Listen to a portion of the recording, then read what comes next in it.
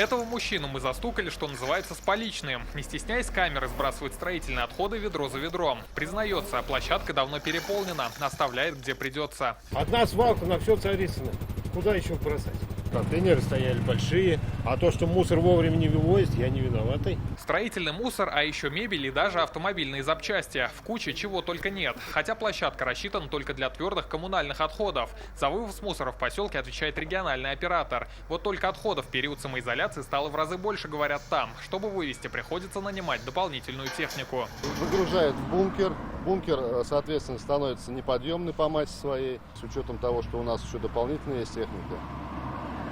Мы просто не можем чистить одну площадку, когда у нас весь район за нами. В последний раз эту площадку очищали в начале мая, но люди продолжают выбрасывать мусор. Вот я вас заснял. Представители регоператора уверяют, мусор свозят со всей округи. Свой вклад вносят и жители соседних поселков и дачных участков. Вот и сегодня во время съемки на место подъезжали груженные автомобили. Правда, увидев телекамеру, ехали дальше.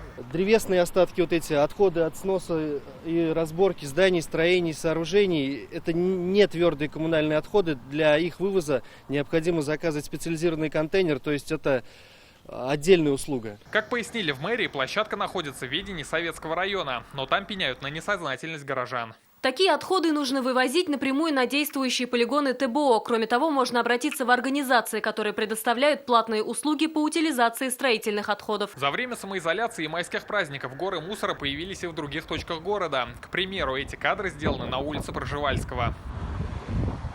В эти дни переполнен жалобами на мусор и сайт народного контроля. Меньше чем за неделю около полусотни заявок. Экологи напоминают, что штрафы за нарушение чистоты от 1 до 250 тысяч рублей. Рамиль Галиуллин, Айзат Шеймарданов, Ринат Сафин, ТНВ, Казань. Авыр һәм мөмкин кадәр илә булу соралган вакытта ТНВ телеканалы тамашачыларга яраткан фильмын кабат карау мөмкинлеген бирә. Хәзер "Синең күзләр" фильмы ТНВ.ру сайтында бар. Бу көннәрдә өйдә булыйк. Все новости дня, выпуски программы «Новости Татарстана», программы и фильмы на сайте tnv.ru и на YouTube-канале ТНВ. Подписывайтесь.